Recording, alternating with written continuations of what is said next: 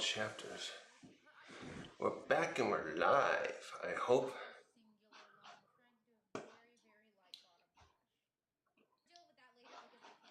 Oh, come on. What is wrong with this? Oh, it's like that.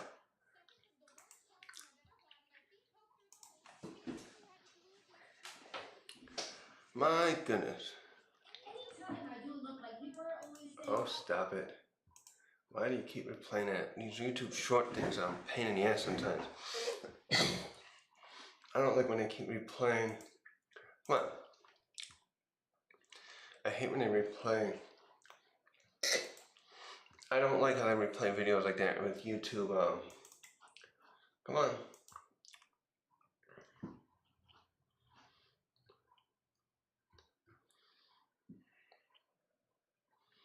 Just checking my new ship.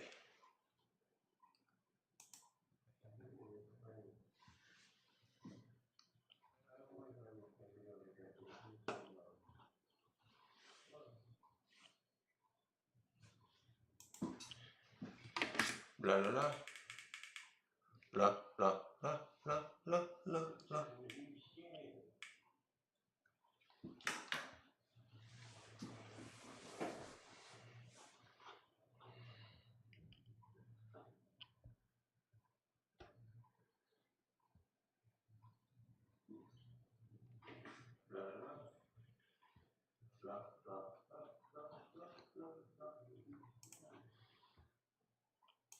Okay.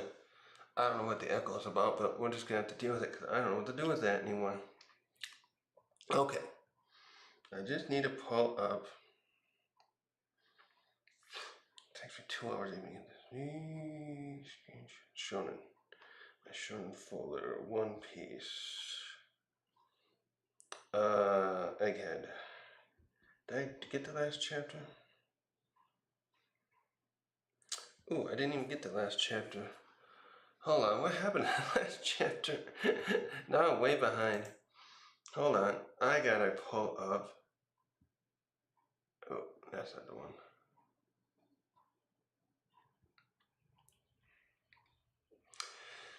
Well, while I'm dealing with these technical issues, how's everyone doing?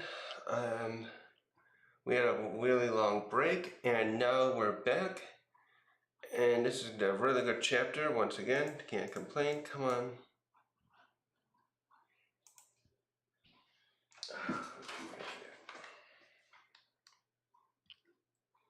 Come on.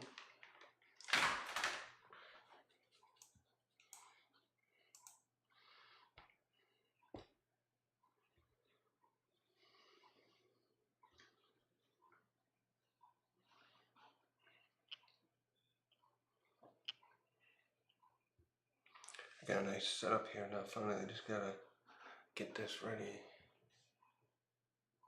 No, I'm not interested in a new manga right now. I wanna open up.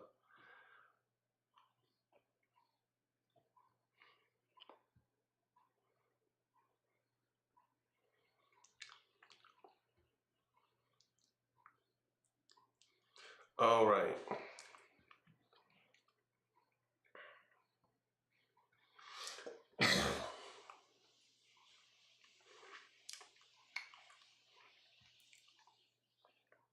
That's right, we don't even see what happens with that giant in this one. One more thing then.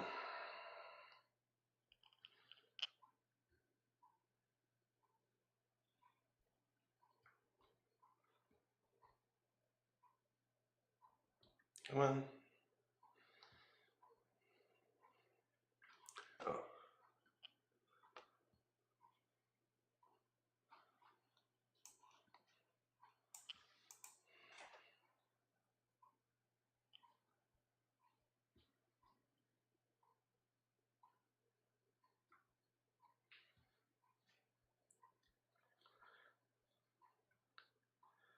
You know what I gotta do?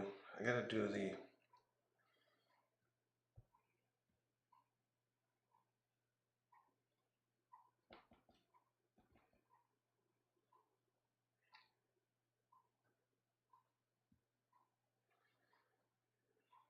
I said go down.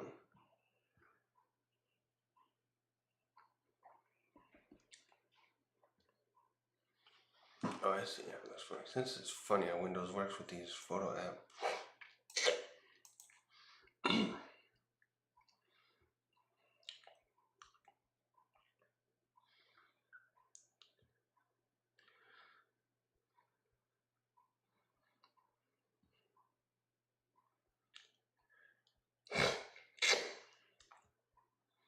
Oh. Oh, wait a minute. So,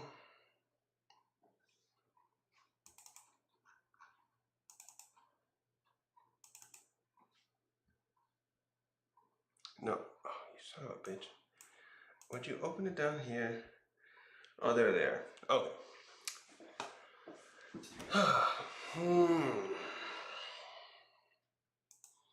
Hey guys, it's Turok, and we're back. We got One Piece back. It's been a nice, very long break actually, with a lot of waiting on our part for Oda to get back into it, but he delivers, and I had to review a lot.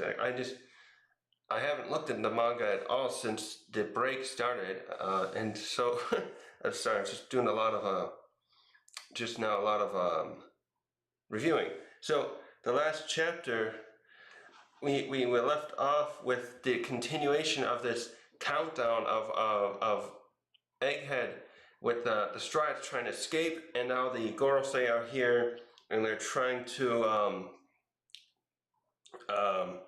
stop the broadcast of Dr. Vegapunk's explaining what he discovered. So the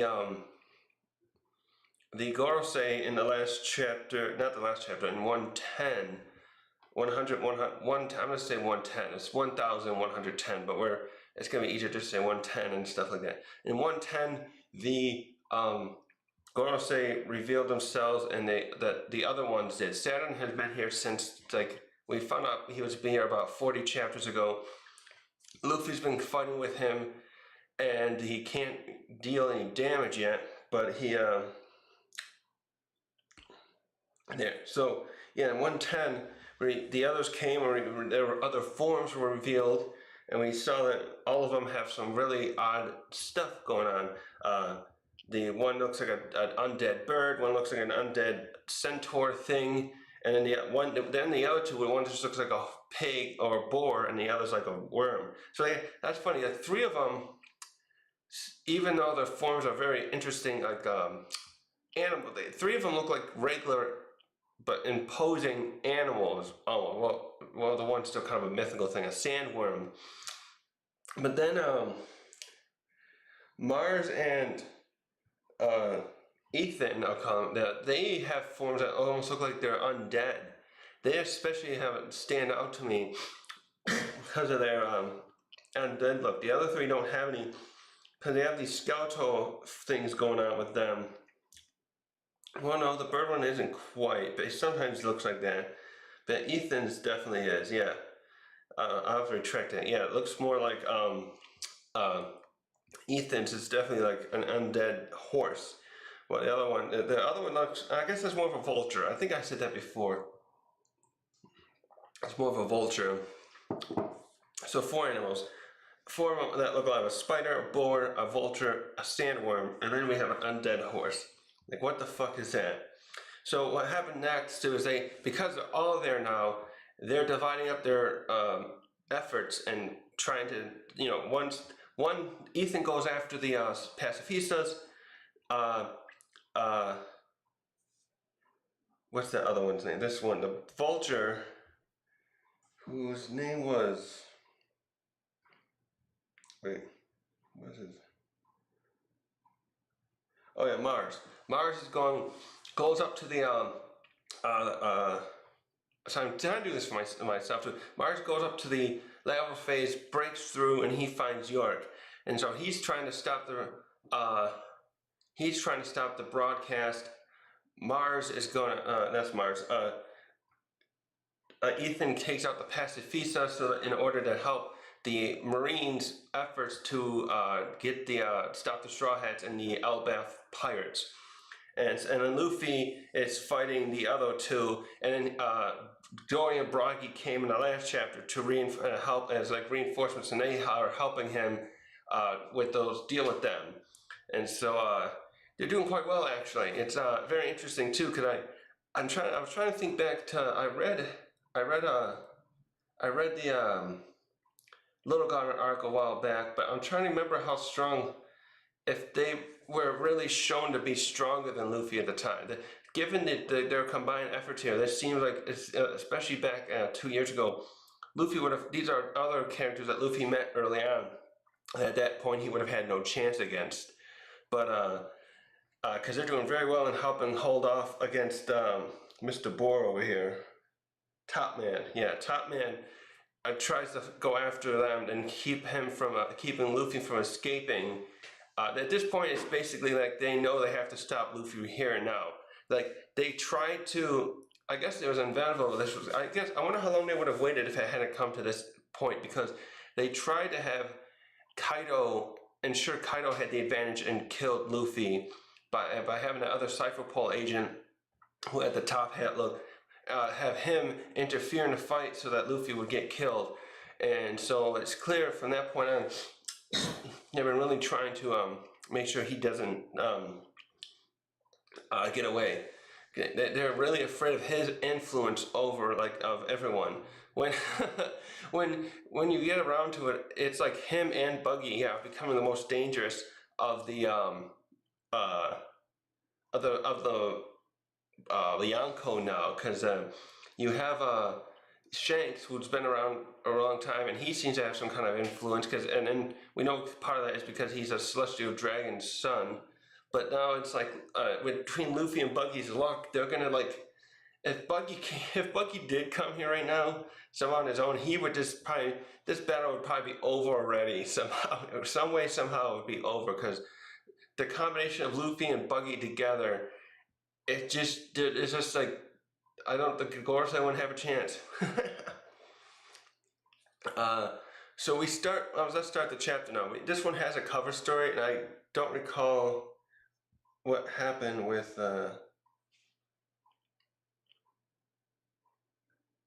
there's something with this cover story I'm gonna have to review another time, but in this one it just shows Kinemon and Yamato, and Kinemon is giving her something in exchange to help her do a favor, so I don't know what that would be, but what that could be about, but I'll have to look into that later. I want to jump into the action. So we start here with the Marines, and we see them reporting to each other that the pacifistas have been defeated, and so we see here that they're all laying down, and we see Ethan still running around the island in his his hybrid form, which basically looks like a centaur. By the way, I just realized, I think Oda really has a thing for centaurs, doesn't he? You had the well, I think centaurs only means like a horse person thing, but back at Punk Hazard, you had some of those other characters in there that were half other animals. I think the one guy was brown beard, and he looked like he had an alligator or crocodile type lower body. And then there was a smile user at Kaido's place who was a centaur look, but she was also still smile form. And I think she's permanently like that though. And I forgot having the brown beard. Did he die? But he was I think he was transformed by Law. Because Law can decapitate things without killing them, but he can connect things. And that's how we found Kinemon. I forget how that worked. That was always confusing to me, and I have to go back and figure that out. Because where would the other animals' top half be with characters like Monet and that other guy? How did that work? So anyways, Ethan's going around. He's taking out the rest of them. I don't think every time we see him hold it too, it seems like he's just holding Kitetsu in his sheath. It's like, it feels like he's, where is that chapter where he first pulls it out? Because he has it, no. I was looking at the other chapter, and I don't think we've ever really seen the direct blade of Kitetsu the First. So at this point, it's, based on the hilt guard, it's very clear that this must be the other Kitetsu. And now the second one's still in Wano, but he's got it, and he's taken out these things, and he's always got it sheathed. So, anyways,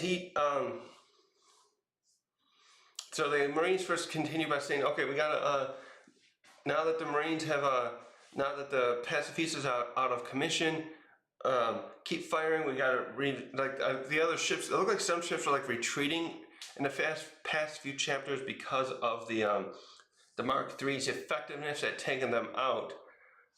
And we do see some sunk here. And then between them and the Giants, when the Giants came in, it became very it was just adding to the difficulty for the Marines to fight to continue the Buster Call. So one of them is commenting, okay, we got to stop the Straw Hats now because their focus now really is to try to get Jewelry Bonnie, or I should say Bonnie. They want to get Bonnie here. They figured out, of course, that what Bonnie is the one commanding them because they saw it in action. That's right. So they're going after her now, and so we see Ethan comment to himself. Thinking about, like, speaking to Vegapunk, speaking aloud, like, you gave this 12-year-old, a mere 12-year-old, the power to destroy nations, and he just like really pissed at Vegapunk. Basically, he's like, your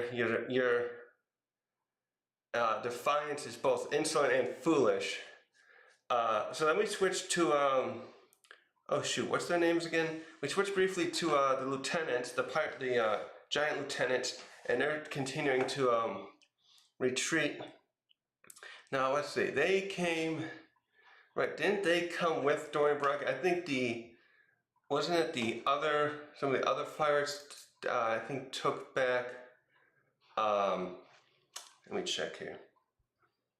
I think some of the other pirates were the ones taking Bonnie and Kuma and the others back to the ship. Let me look again.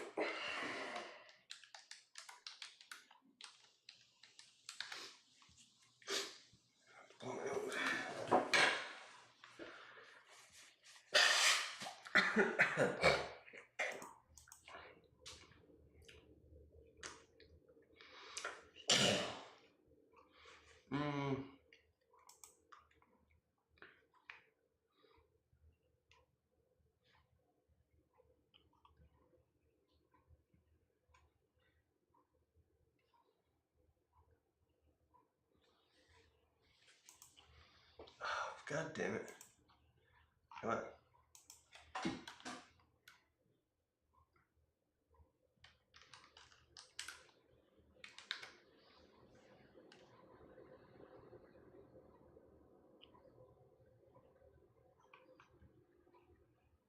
Oh wait, let me just do it this way.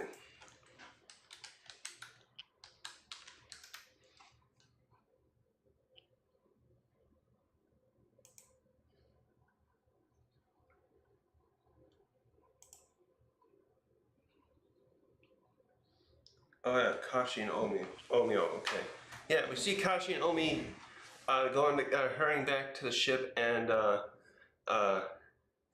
so now we also we see the Marines, now that the pacifistas are out of commission, they also start reporting, like some of them are reinforcing to also focus their efforts on getting to the Elbathian ship and destroying that, which is on the one side of the island. They have to, they understand that that's where Bonnie has headed to. So like at this point, their ship is in trouble more than the Straw Hats, because they're right there near all the Marines, while the Straw Hats ship is on top at the Labo phase and is in trouble from just because they can't escape right now. They can't. First we're going to use the Vega Force to get off the island, but now they're going to just blast off with the Cootie Burst technique machine that Frankie has on it. But they have to get the shield off, but that shield's also protecting them at the moment from any Buster Call fire, cannon fire that were involving the Buster Call. Actually, which brings up something that's been bugging me. What is holding up the Labo phase at this point? And it's surprising with how much the cannon fire, the Buster Call that the Marines have thrown on the island, that hasn't destroyed whatever mechanism or machine is holding that up. They seem they're rather fortunate that way. So where was it? Okay. So we continue from there, and we jump to the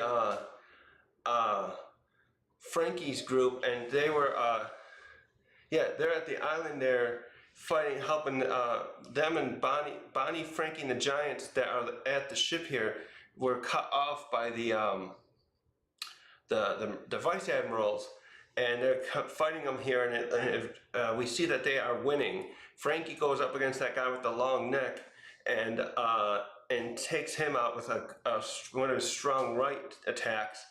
And then the one with the clamshell, the otter zone guy, comes after, tries to go at Bonnie. And she was still being held up by that one, sitting on that one giant I called Hagar the Horrible, like that from the comic strip, and who's also holding Kuma. And she leaps off from there and says to the other one, like, "Hang on to my dad." And she goes after that guy with the zone, and she's able to get around, avoid his. He's coming out with the clamshell spear. She's able to avoid that attack, and she turns him into a child, and then just gives him a good kick to knock him out. And who's that? I think one of the other vice admirals is right there too, and he's trying to get. He just like, oh my, it's almost like he's given up at this point. I think he's like, "Oh, don't do that, stop it." Wait a minute now. Where's my panel here? That one, no. I want this one. Okay, so now we switch to what's his name? I think that's Mars, right? The Vulture, and he's up there. No. Right? No, get rid of that one. Wait a minute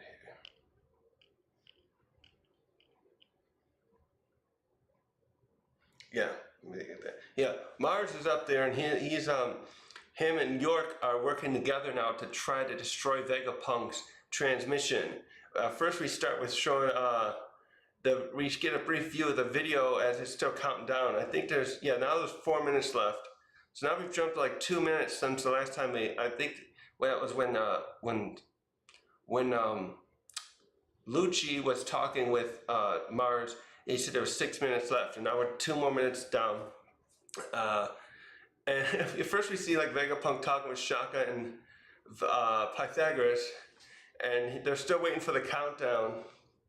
And Shaka just comments in the video, "Oh, you're gonna drink your coffee, Vegapunk?" And he's like, "No, it's too hot. I can't do that yet." By the way, that's what I'm drinking now too. Mine's cooling off too quickly.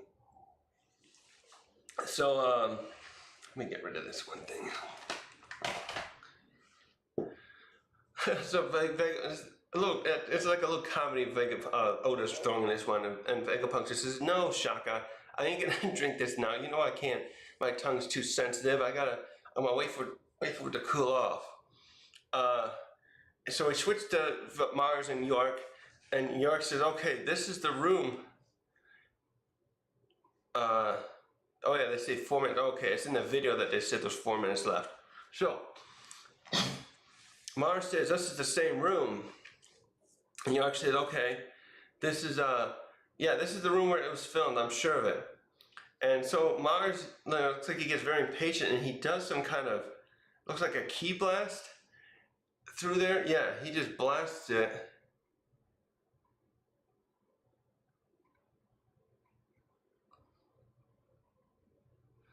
And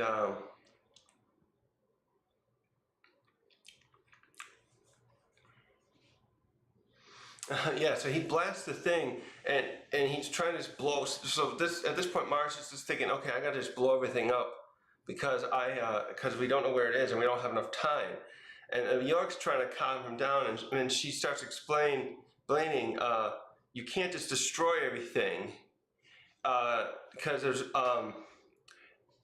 there's a power station and other things like high pressure gas cylinders around the place. If you destroy it all, destroy everything, which I guess I think she's getting at is like, you're just gonna destroy everything where you and I were having a deal over to like preserve. So you can't just to blow up everything. And then she explains like, okay, well, so instead let's do this. He must have just Stella must have hid the the snail. That's what I would have done. And okay, and so so she says and he's like, okay, well, think of something. You guys are alike, right? So you must have a way to figure out where to. What's she doing here? So she's like, so also I think here York is implying like, I don't want to destroy everything else. We got to work through this because I want to maintain our deal. I think she's trying to say here. But so then Vegapunk, I mean not Vegapunk, Mars, using his observation Hagi, detects where the snail is, and he says he senses us from above them, which is where the Punk Records is, Vegapunk's brain, and York is surprised that he would hide it up there, but goes on to explain, okay, if you can go up there. She explains what the snail looks like. Apparently this one's a special version of that they developed, and it explains that it looks like a triangular shape. And then so Mars starts going up there after finding the entrance. After she tells him about the entrance. So now we switch back to the lab, and this is something that caught me off guard. I was talking about how we saw the Straw Hats leaving with Robin, so Usopp and Nami were going with Robin, and then they had Edison, and they were going to go meet with Brooke and Lilith, and then while Jinbei went to get Zoro, and I thought Stussy would be with them, but we find out here that Stussy is remaining behind at the lab, and then she's here with Kaku as well. And so I'll get to why in a minute. She's there now, and then they saw Mars approach and were worried about him coming after them. And Kaku then points out like, what the hell was that thing? And so, but Stussy says, based on what we heard, so they must have heard him talking with York, and she says, oh, from what I can tell, that's probably one of the 5 elders. And Kaku says, oh, wow, kind of figures that thing was ugly. I'm glad he doesn't, I'm sure he never want to say that in front of the 5 elders. So now Kaku's like, oh, so Stussy, you're going to stay here? Are you stuck here because the others left you behind, your allies that you, stabbed us in the back for? But we find out that Stussy says, nope, I decided to stay. I'm going to stay here and help the Straw Hats by, she's going to she's going to lower the lava phase shield. So now we jump to the other Straw Hats on top there, the Usopp, Nami, and the others, and Edison is explaining to him that why Stussy stayed behind. And he's saying, yeah, someone has to be inside the command room to turn off the Frontier Dome. And I'm assuming that basically that they're not doing it yet, that they could have shut it off while they were heading out here, but it's protecting them from the Buster Call, and now the 5 Elder, well no, Mars got in. So they're keeping it up until the last second. And then now we see here too that Robin has regained consciousness, and she's here helping, and they're starting to talk about how they have to, what they're going to do how they're going to get out of here.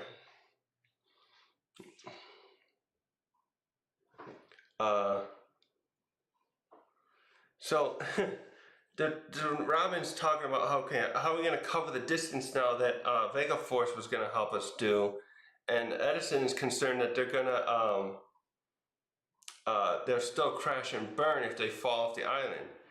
And wait a minute now, what happens here again?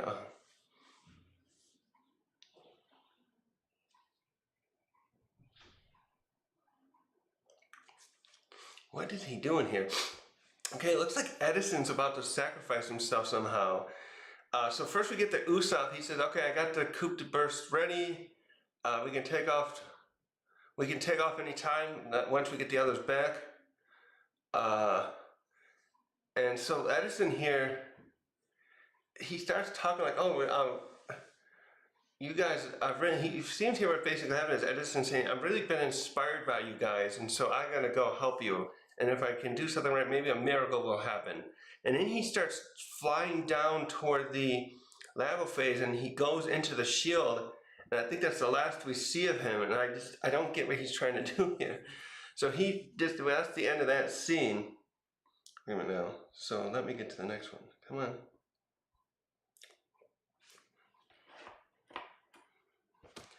Let's see. So now we switch to Luffy's group here, and you see that the sandworm. So which one is that one again? He is. What was his name again? That's Shepherd. I'm gonna call him Shepherd. Is trying to keep Luffy and Dorian Bragi. Oh, why does it keep doing that? I guess I'll just stay back. My camera's trying to auto zoom. He's trying to keep Dorian Bragi and Luffy from escaping, and he starts sucking in air and creating a vortex, which we see the other Marines commenting on from their ships, and it's so powerful that even Dorian and Bragi are having a hard time pulling away from it, and so Luffy gets a cool idea, and he takes a nearby tower, breaks it off, and kicks it toward Shepherd, and it lands right into his mouth. It's actually, he must have rubberized it or something, because then it goes in.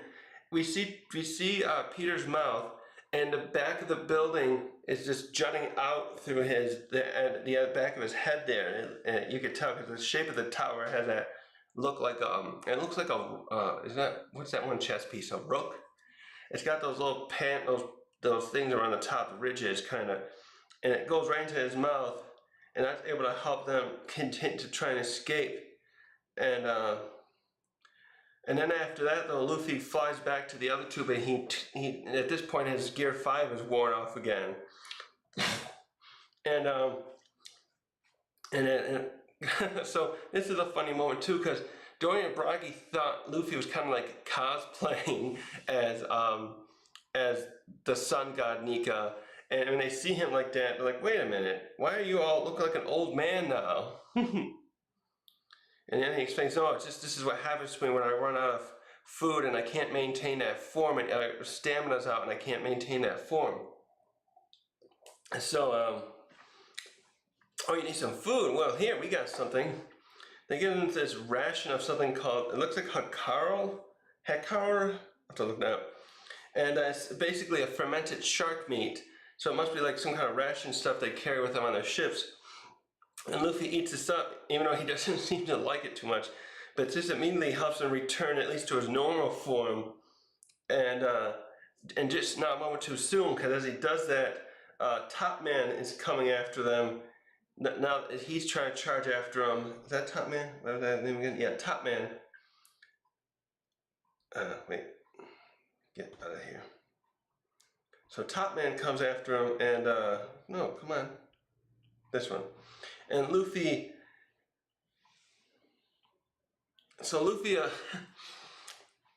takes the initiative here, and I thought he was going to turn back into Gear 5th, but he probably still needs to recover a little more. Instead he uses his Gear 3rd, and uses the Red Rock attack, and he gets above it, and he kind of like charges up, and punches it right in the head with a hockey fist. Wait, is that? Oh, that's right. I gotta go like this. This one. And even with his hockeyed up fist, Luffy, his hand is just throbbing with pain. You get this great little panel with his hand, his steering Gear 3rd, and it just didn't apparently do much. It looked like he knocked Top Man into the ground, but it like didn't damage him. So like it definitely looks like that without using Gear 5, he cannot really will not be able to deal significant damage to these guys. So now we get to the final couple panels of this, and we go back to the Strides on top, and Shepherd has found them, after he's managed to break through the lava face, and he comes up to. No, that wasn't him. Actually, no, sorry. Shepard's gonna do something else. It's Saturn is crawling up. That's his claws. Saturn has decided to go after these guys, and we don't see his face. We just see three of his. I think that's three of his. At least two of the spider claws crawling up, and right where Usopp, Nami, and Chopper are, and so now they're in some trouble. So we end this with some, and then Shepard. Now that he's taken out the pacifistas, he's gone to intercept Bonnie. We start by seeing it because he cuts. We don't see it happen, but we see one of the big giant, the Hagar giant. I call him Hagar. Has gotten cut and probably fallen there. Yeah, he's fallen there. Yeah, because you see his. Yeah, he. Oh, the blade is drawn right there, actually. That's the first time I think we saw Geketsu drawn. We see this really cool silhouette of Shepard. He's in his. Is that Shepard? Wait, was that his name again? Let me check again. Yeah. No, Ethan. This one's called Ethan, right? Shepard's the earthworm. This is the Ethan. So Ethan has this great silhouette in his hybrid form. He's got the glasses all white while his body's all dark. It's got that Sin City look. And he's holding Kitetsu out, and it's got blood on it from the giant he took down. And we got Frankie, Atlas, and Bonnie apparently alone, looking like facing off against him. And then we go to the last panels, and now we go to the, we meet up with, what's his name again? Mars. And he's found the transmission Den Mushi, and he's back in his human form here. He's walking up to it, and while that's happening, we're hearing a little bit more of the that transmission. And Vegapunk is being told by probably Shaka, "Oh, there's just one more minute, Vegapunk. Are you ready?" Stella, I should say. They always call him Stella, and then he's just like, "Yeah, okay, I'll be ready."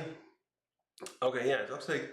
So yeah, and then we see Mars approaching behind the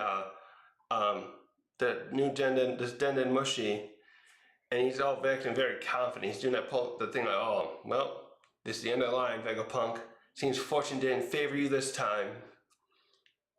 But as he does that, as he gets up to it, we start hearing this weird noise, and I should probably look this up in a minute, but because I didn't want to spoil myself on what it is, but I kind of want to try and figure it out. But we keep hearing this gurgling noise as he walks up to it, and then he's like wondering, "Wait, what the fuck is that?" And right where it ends, we leave off right there with the situation becoming a little bit more dire now.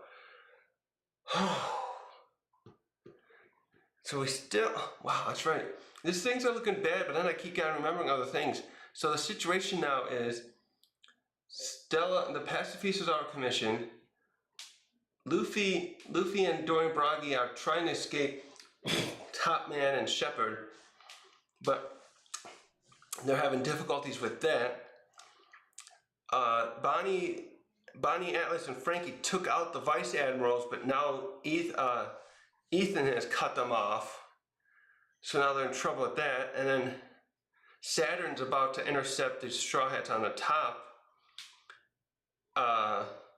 Meanwhile, Stussy and Kaku are okay, but if they're going to try and help the Straw Hats, but now they're going to be in trouble with Saturn. And lastly, we got Mars here, who just finally was able to, through York, because that bitch York was able to catch up to him. So now I only can hope that whatever this gurgling noise is something that's going to stop Mars, because we're so close to the transmission. And my biggest excitement now is not even that transmission, is hearing the transmission and knowing what he starts saying. And on top of all this, the giant thing is still wandering around. We didn't even see it. We saw it in this chapter. We didn't see it. We saw it in the last chapter, but we still don't know where it went. That they wouldn't even get to see the Marines comment on it in this one. The last chapter ended with it wandering and them reporting, the Marines reporting each other. There's something weird there. It's not giant. Wait, is this the right one? No, where'd that chapter go? Whew. Oh my God, there's just too much going on. Was that 11? Yeah. Yeah. So who's going to be able to stop Mars? Because here's my first prediction. I think the Giants are going to end up helping either Luffy's group or Bonnie's group because they're both on the ground and they got Ethan, Top Man, and Shepard to deal with there. The problem is the problem is with the top unless the Giant goes up and tries to help their group by taking out Saturn. I just don't know. I don't know who's going to be able to help who.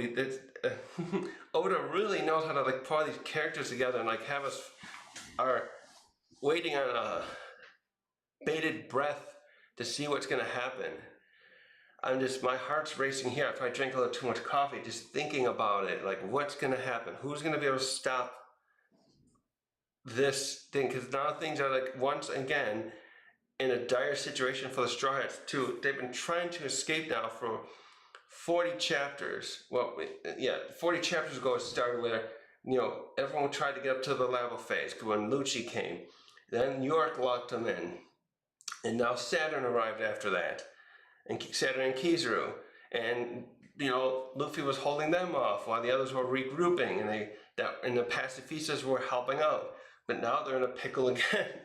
God damn, this is up and down. So what could this gurgle be, I wonder? I wonder if someone has a review. I'm going to read a spoiler thing now. I'm going to pause the recording. I'll keep the stream on though. And I'm going to see what's going on here. I guess someone wanted to watch it. Hold on. Hold on. And no one watched it. Oh well, let me keep this going a second. Down here.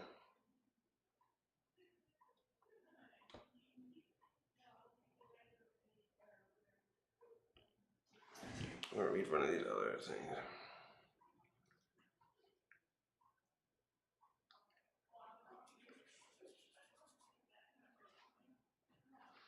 Oh, no one has a theory on it? Oh, no. I'm just gonna leave the chapter here. I'll comment on. Maybe I'll do a post thing on next time. I don't know. It looks like there won't be a break next week, so that's awesome. My first thought is like, where's Caribou too? Where's Caribou in all this? We haven't seen him at all since he talked to Zoro and Burke. Also, Punk Ruckage is up there. I'm wondering if that thing's still gonna be safe. I talked about that before. Like, what happens with the brain?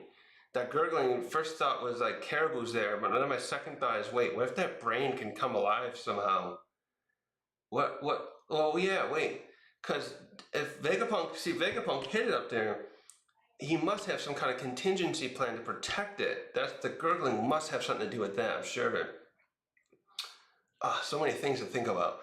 But I'm gonna get off now. I'm too hyped up with this, and I'm gonna mull it over and watch some other reviews of it. So thanks for watching.